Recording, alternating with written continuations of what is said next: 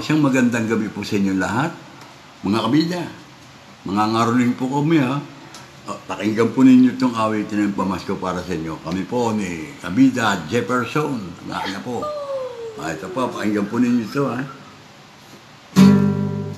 Malapit na naman sumapit ang araw ng Pasko. Mga ninong masinang namimili na ng pang-aginaldo para sa mga inaanak na sa kanila'y magmamano. At ito ay simbolo at diwa ng Pasko. Maligayang Pasko, mano po, ninong at ninang ko. Kami po ngayon'y naririto, umaawit para sa inyo.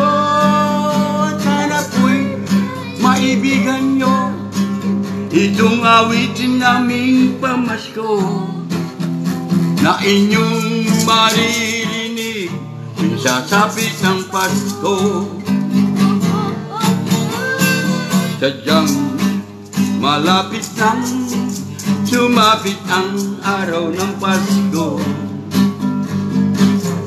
Sa simbang gabi, kinabukasan ay Pasko na.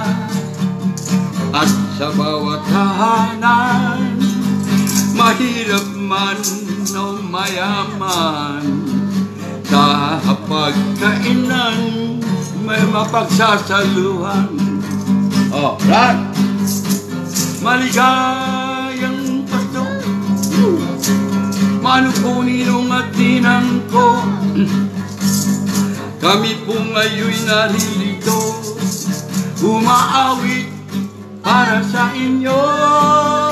Sana po'y maibigan nyo itong awitin naming pamasko, na inyong maririnig di sasapit ang Pasko.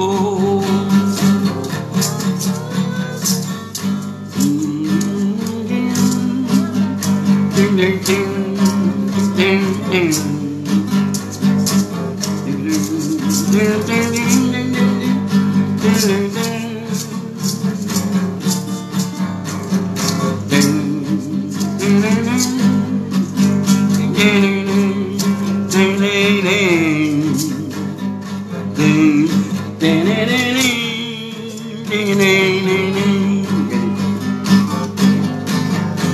Ganito ang Noche Buena, tayo'y mag-Noche Buena. Sa Noche Buena, salo-salo ang bawat pamilya. May gatas pa at tsokolate, Jesus di cola, tinapay at mainit pang kape. At mayroon din namang masarap na spaghetti. Maligayang Pasko ang bati namin sa inyo, at manigong bagong taon sa lahat po ng makaririnig nito. Sana po'y maibigan nyo itong awitin naming pamasko, na inyong maririnig sasapit ang Pasko. Oh, oh, oh. Sa lahat ng mga Pilipino, maligayang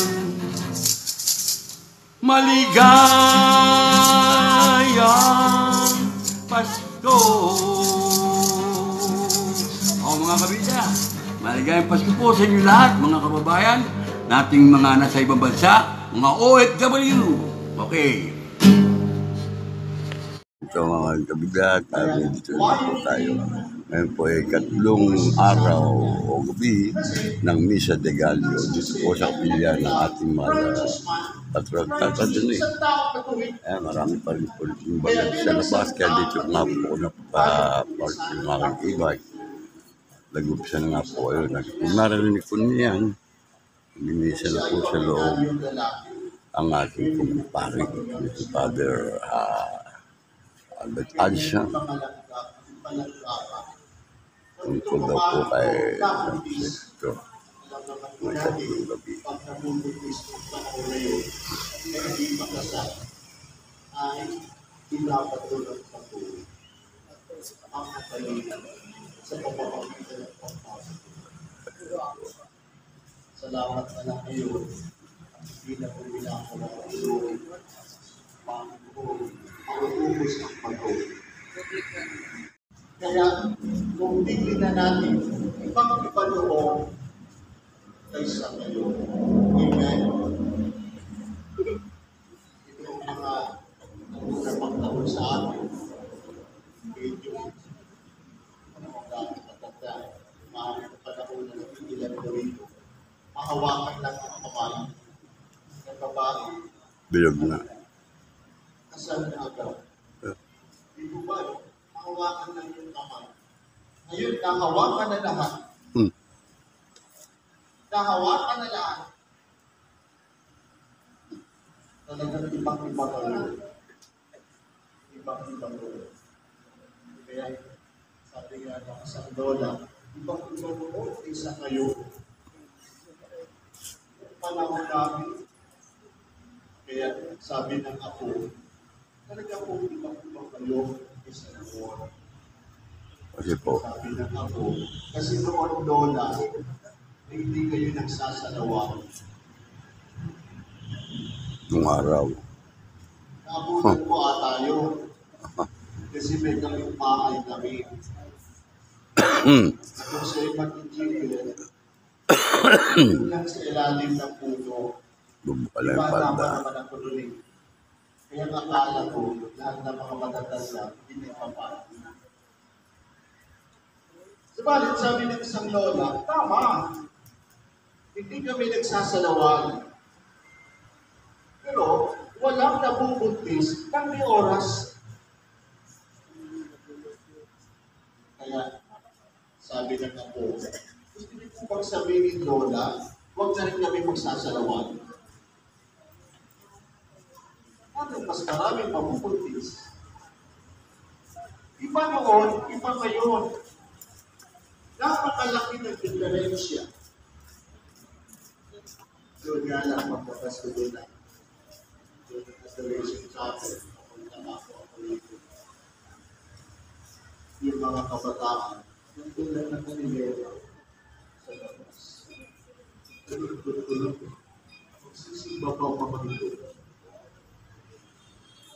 Papasok na lang ng simbahan. Hindi pa makapasok. Kung papasok ko. Sabi ko, Ano eh? ito yung tinatawag na simbang tabi.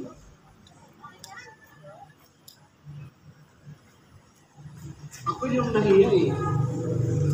Natignan sila eh. Gusto ko sanang papasukin eh. Pero parang hindi man nila ako kilala. Kaya, pag simbang tabi talaga, makikita mo yung magsisimba lang. Hindi nagsisimba, kundi masabi lang na nagsisimba. Pero hindi naman talaga attention sa pagsisimba. Ay yung iba nga, simbang forma lang. Simbang forma. Kasi pag simbang gabi, hindi nila sinusuot yung nabibili nila sa upay-upay. Na hindi nila alam, matagal lang nasa hukay yung may-ari. O kaya yung mga nabibili nila sa shopping. Kaya, yan ang mga kabataan ngayon, hindi ko ba. Kaya, sabi nga, bato-bato sa langit, mga kabataan sana ay mapupulan. Ilan kaya ng kabataan, seryoso talaga magsimba. Ang iba talaga nagsisimba, simbang ligaw. Kaya pagkatapos ang siyang na gabi, napapasagot na yung babae. Kaya kanina pagkapas ko, may dalawa tatlong babae doon sa unang tubuan, doon sa kapila, puro kalalaki na nagtatawa, parang meron sila, hindi ba? Meron na sila Ayaw ko na, yung aking pagkaan, paano na yung sarap, talagang nahiya. Pwede pa naman pumasok sa simbahan, yung laki-laki ng kami. Inaalala ko, kung kami bata pa, yung talaga kami sa harap ng altar. Pero natutulog lang kami. Natutulog lang. Kasi ang simbang gabi noon, isa na, kung hindi alas 4 pinilya, wala nang kasunod. Wala naman tinatawag na simbang gabi talaga, yung alas 8, alas 7 ng gabi. Noon sa probinsya, isa lang talaga. At gamit na maraming tao sa loob, napasok talaga. Hindi, mas maraming tao sa labas. Kaysa doon. Kaya sabi nga, ang ating Panginoon, come to me. Lumapit kayo. Kaya, sasabihin natin, sino ba ang nauuli natin? Yung malapit o yung malayo? Kaya, ang malapit talaga, yun ang unang tumatanggap ng grasya. At sa matay magpapakalayo, kung pwede tayo lumapit. Indikasyon ng ating Panginoon. Come to me.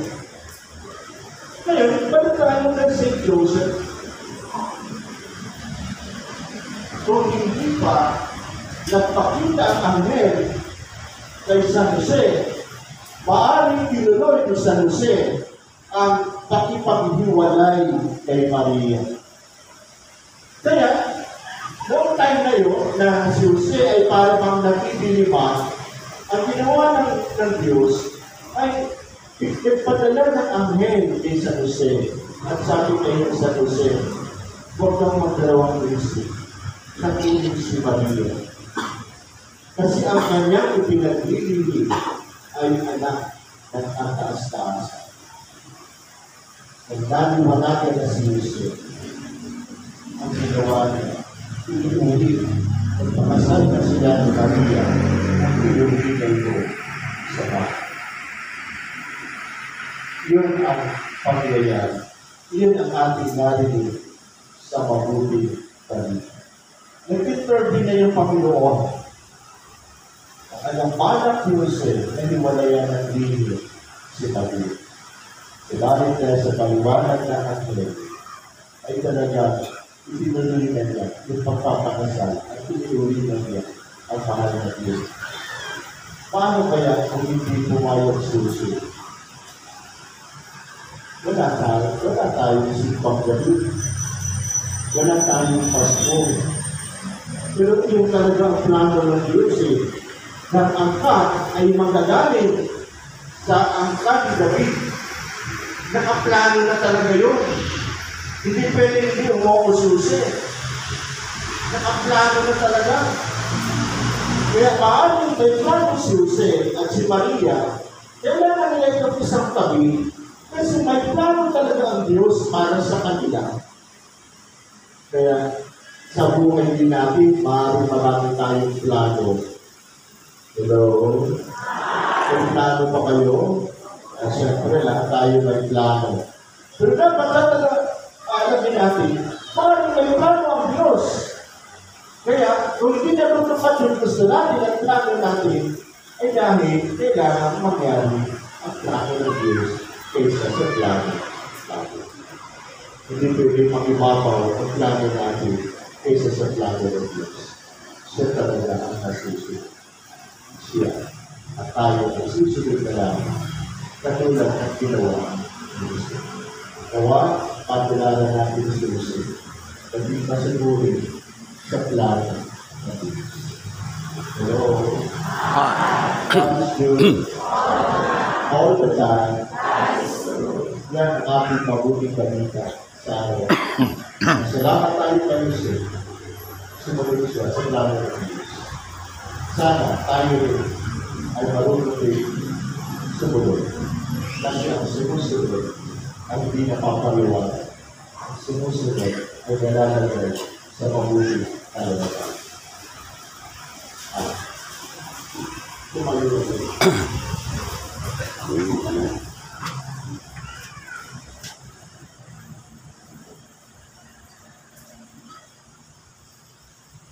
Pinangangalagaan tayo tuwina ng Diyos at lahat ng ginagawa niya ay para sa ating kapakanan. Sa ikatlong araw ng ating lubina, iaminin natin ang ating sarili at ang buong sangkatauhan sa kanyang dakilang pagmamahal. Sa bawat kahilingan ng ating tutulon, Panginoon, dinggin mo kami. Panginoon, dinggin mo kami. Para sa lahat ng Kristiyano, habang nag-aanda tayo magdiwang sa kapanganakan ni Jesus, mapagtuunan nawa natin ang anumang nagbubuklod at hindi ang naghahatin-hatin sa atin. Ang nalangin tayo. Panginoon, dinggin po kami. Para sa ating Papa, ating Obispo at mga pari. Naway maging inspirasyon sila ang kanilang mga kawan sa kanilang sipag at pagtutulong. Ang nalangin tayo. Panginoon, dinggin mo kami. Para sa lahat ng bansa at mga kasamang pagkaibigan, naway patnubayan ang kanilang mga plano at gawain ng diwa ng kapatiran, ng pagkaisa at pagkakawan-gawa. Manalangin tayo. Praise Panginoon, dinggin mo kami. Para sa lahat ng mga ama, naway pangatawanan nila ang kanilang pananagutan bilang magiging ng kasama ng kaligan nilang mga kabiyak at sangkapan ng kalinga ng Diyos sa kanilang mga anak. Bilang pagtulad sa halimbawa sa Jose. Manalangin tayo. Panginoon, dinggin mo kami. Para sa ating lahat na nagtitipon dito upang ihanda ang ating mga puso para sa pagdating ni Jesus. Naway maging bukal ng inspirasyon at pagkakaisa para sa lahat at ang magandang halimbawa ng ating buhay. Manalangin tayo. Panginoon, dinggin mo kami. Para sa ating lahat, ngayong taon ng Jubileo, palakasin naman ito ang ating pananampalataya at matulungan tayong makilala ang Panginoong muli ng buhay sa ating pang-araw-araw na buhay. Manalangin tayo. Panginoon, dinggin mo kami. Pinapanalangin din natin ang mga nag-birthday sa araw na ito. Managdiriwang ang kanilang wedding anniversary. At sa lahat ng mga magsipatanay, sponsors na gusto nito, lahat ng mga nandito, at lahat ng mga tao pinagakuan natin at sila ipapanalangin. Mga nangangailangan ng ating basa. Lalo na yung may mga dinadalang problema sa kasalukuyan. At sa katahimikan, itulog natin sa Panginoon ang ating mga personal na kaibigan.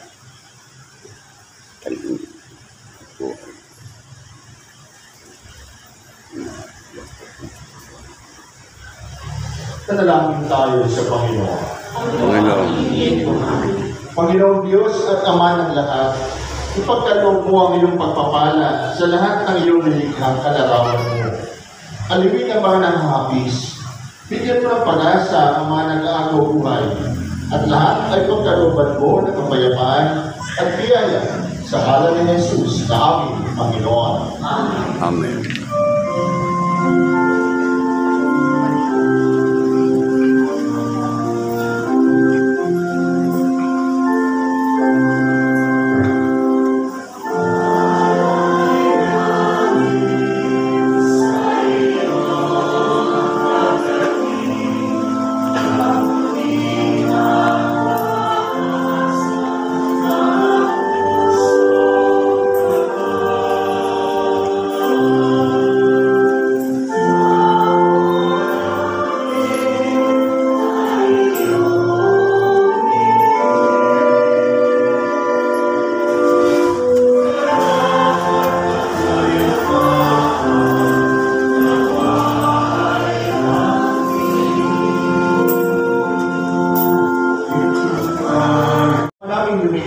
Ang mga alay naming nakahain sa iyong dambana ay papanalinawa ng pagdukog ng Banal na Espiritu na pumuspos sa sinapupunan ng mga Birhen Maria upang magdalang tao at magsilang sa iyong anak na siya namamagitan magpasawalang hanggan.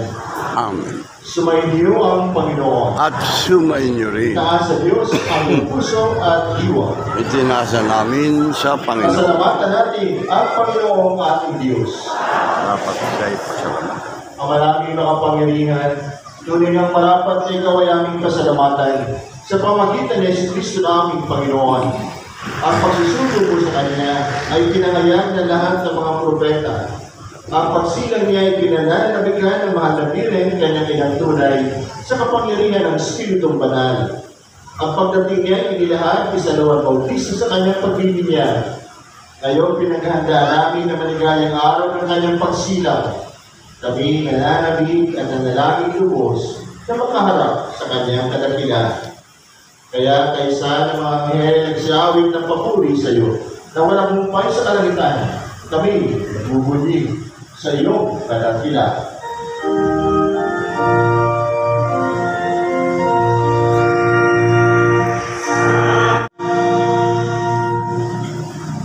Sa ipahor na hindi makaluhod ay Tayo na lang.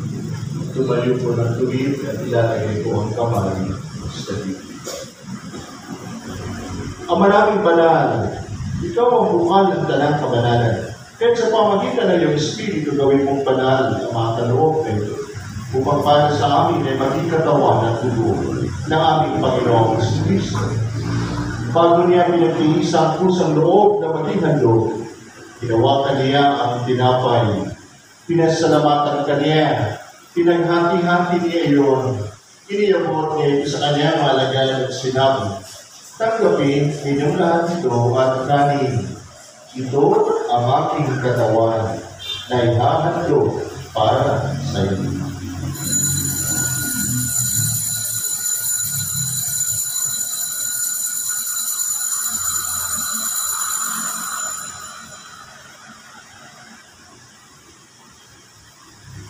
Kaya ginawa nung matapos sa hapunan, gawakan niya ang hadis, ulikan niya ang pinasalamatan. Iniyabot niya ang halis sa kanyang malagay at sinabi, tanggapin niya lahat ito at ilagay. Ito ang kanis sa aking dugo, ng bago at wala hanggang iba. Kaya tinihali namin sa iyo ang tinapay na nagbibigay buhay at ang kanis na nagkakaloob ng kaligtasan. Kami nagpapasalamat dahil kami yung minarapat na tumayo sa harap mo para maglingkod sa iyo. Isinasamo namin kami magsasalusalo sa katawan at tugo ni Kristo ay mapuklod sa pagkakaisa sa pamagitan ng Espiritu Santo. Ama, ilapin mo yung sibahang naganap sa buong daigdig. Disposito kami sa pag-ibig kaysa ni Francisco naming Papa, Jesse naming Obispo at Pantanan ng Parian. Alalahanin mo rin na mga kapatid naming nahimlay na may pag-asa na sila'y muling pabubuhay, lalo-lalo na sila.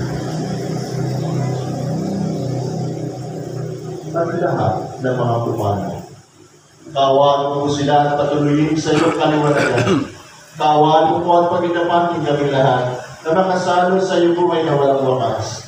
Kaisa ng mahal na Birhen Maria na Ina ng Diyos, ang Birhen ng mabuting pangyayari at Ina ng laging saklolo.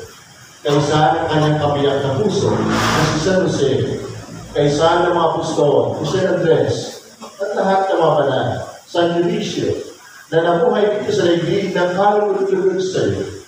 May pagdiwang naman namin ang pagpupuri sa ikaratangan mo sa pamagitan ng iyong anak na aming Panginoong Jesucristo. Sa pamamagitan ni Kristo, kasama niya at sa Kanya, ang lahat ng parangal at papuri ay sa iyo, Diyos Ama, makapangyarihan, kasama ng Espiritu Santo, magpasawalang hanggan.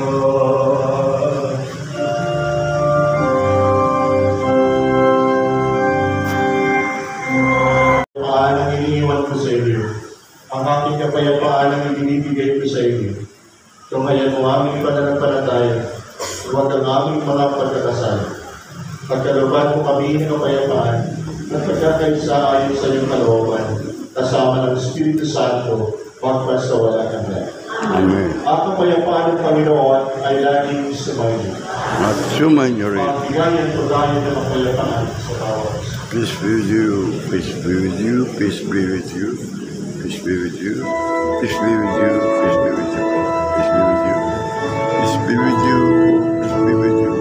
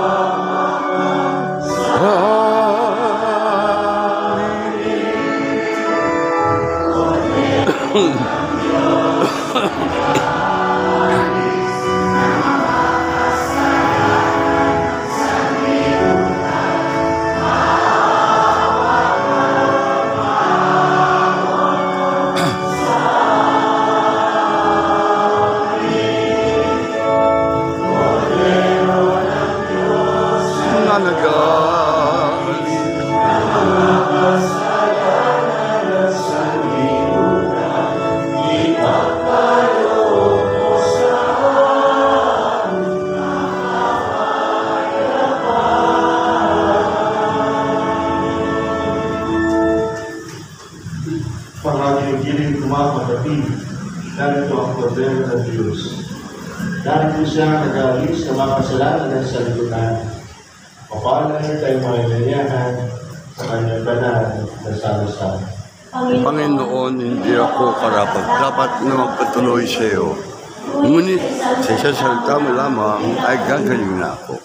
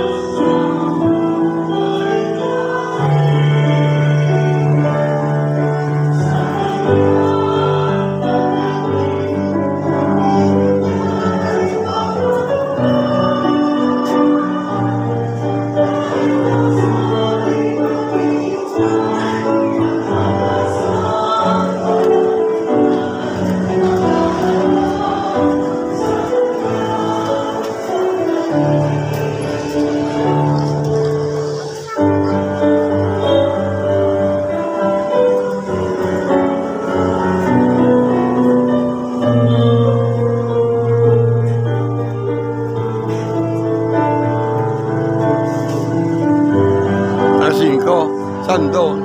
Ha? Saan sa SM? Sa may max daw. Sa may max. Max? Max tayong kain. Bakit sukat? Tumawag sa inyo ang wait, ang tayan. Sabay-sabay tayo. Ha? Sabay-sabay tayo kaya. Saan yun? 4:30, dito ako dadasal ako eh. Puntasong dasal. Puntasong dasal. Mamaya. Mamaya ba? Bukas. Ah, bukas. Mamaya na yun. Mamaya na yun. Ano? Bebe. Oh, ano ba nga mamaya? Ngayon eh.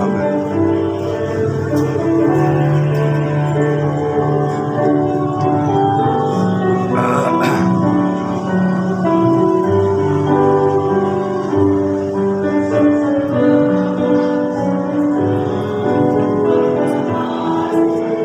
Alan. Ayan.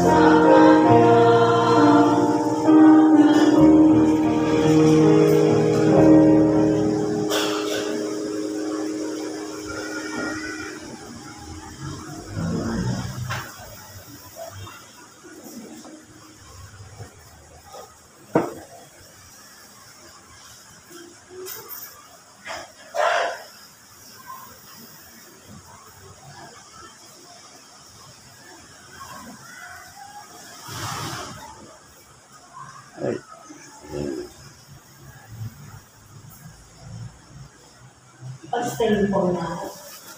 Manalangin tayo. Ama naming mapagmahal, sa aming pagsasalo sa banal na hain, lagi nawa naming madama ang iyong kagandahang loob upang kami magkamit ng kaligtasan, pakundangan sa pagkakatawang tao ng iyong anak. Ngayong aming ginugunita ang kanyang ina sa pamamagitan ni Yesu Cristo, kasama ng Espiritu Santo, magpasawalang hanggan. Amen. Magsinod po ang lahat para sa panalangin para sa mga pari. O Panginoong Jesucristo, dakilang pari, sumasamo kami sa iyo, ipadala ang maraming kalalakihan sa banal na pagpapari. Liwanagan mo ang mga pinuno sa pagpili ng mga seminarista, ang mga tagapayong espiritual sa paggabay sa kanila, at ang mga profesor sa kanilang pagtutulong. Gabayan mo araw-araw ang mga seminarista sa tamang landas upang sila'y maging mga pariwaran ng kalinisan. Taglay ang karunungan at mga bayani ng pagsasakripisyo, puno ng kababaang loob at nag-aalab sa iyong banal na pag-ibig. Mga alagad ng iyong kaluwalhatian at mga tagapagbalay ng mga kaluluwa. Amen. Maria Reina ng mga pari, Ulangan po. San Juan Maria Vianney,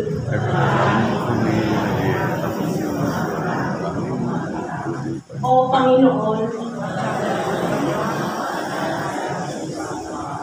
magsiupo po muna ang lahat para sa mga paalala. Tayo po ngayon ay magkakaroon ng second collection bilang ating tulong at ambag.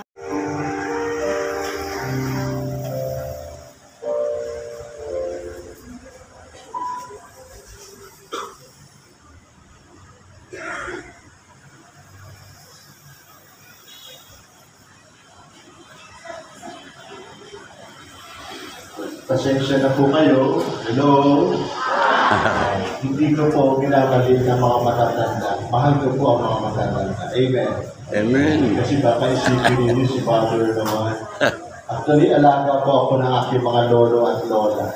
Kaya po ako'y nagmimisa po dito sa San Dionisio, naalala ko po ang aking lolo at lola. Yes. Kasi gusto ko lagi mag-imisa rito kasi marami akong matatanda. Mahal ko po lahat ng mga matatanda. Mahal niyo ba ako? Yes. Ako po. Hindi lahat ata. Kasi kung hindi sa aking mga lolo at lola, ay hindi ako ngayon. Sila po ang nagdala sa akin sa simbahan. Sila po. At kung saan lang sila pumunta, yung sa lola ko sa mother side, kasama ako. Pumunta ka ng bundok o ano pa man, nasa kasama ko. Maliit pa ako doon. At ako ang paborito ng aking lola sa father side. Lagi akong binibigyan ng pera. Papagalitan ako ng tatay ko. Sabi, ba't mo kinuha yung pera? Wala na trabaho yung matanda. Si Father Albert. Ano mo gagawa kung binibigyan ako? Kaya kung ano ako ngayon, dahil sa akin at lolo.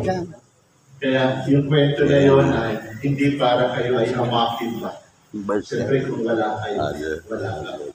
Nais ko lamang i-emphasize doon na ang mga kabataan talaga. Saka ano ko silista rin. Ibang-iba na.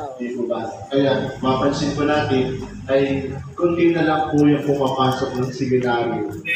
Kasi karamihan ng mga kabataan pag nagsisimba, ayaw nila sa dugo. Pasok kayo.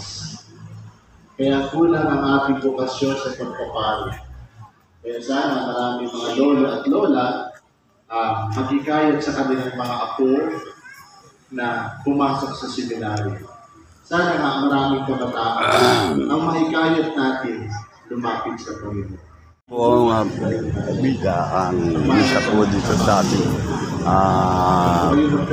pilya ng ating mahal patron, Papa Dune. Dahil po maatapuin nyo at napakarami po. Doon po ang bilang. Kaya po karami ang tao. Sa mga kabataan, lalo-lalo sa inyo. Tumayo na po. pagkatapos po ng ating misa, meron pong breakfast. Yun. Sponsor po sila Chito at Dian Tresingula. Nais din po natin pasalamatan ang ating mga family sponsors, sina Sister Cora Oliva and family, Nick Mundo and family, Boy De Leon and family. At sa magbibigay ng ating breakfast. Dapat din po ang pangalan sa inyo lahat, sa mga lolo at lola na dito, lahat. Sa pagsimba, sa ikatlong araw ng misa sa Pinal po. God bless you. And Mama Mary. Ray. Yan nga po.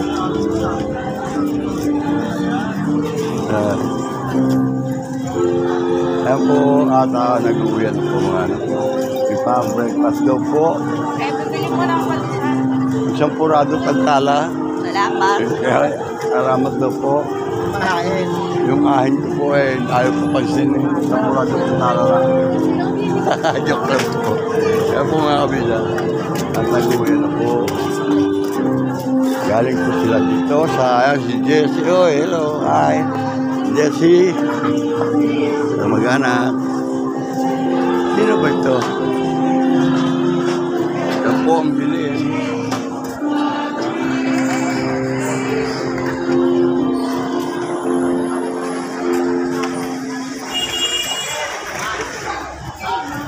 Ayan po sila.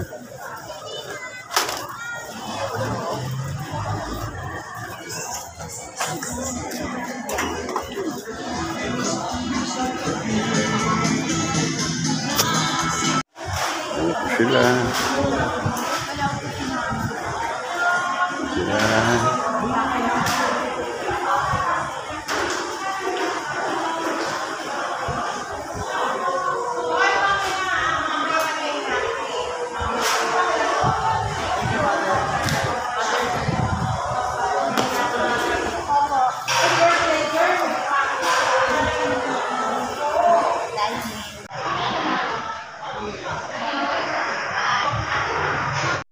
At yan po, pauwi na po tayo doon. At doon pong e-bike ko, nabigyan pa tayo ng pagkain dito.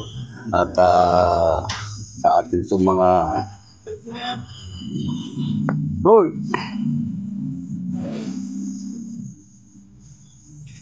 Yan tayo.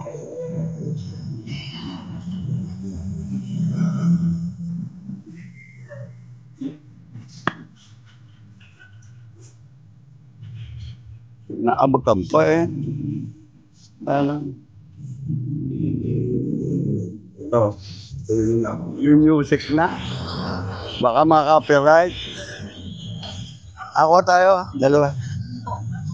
Selfie na lang.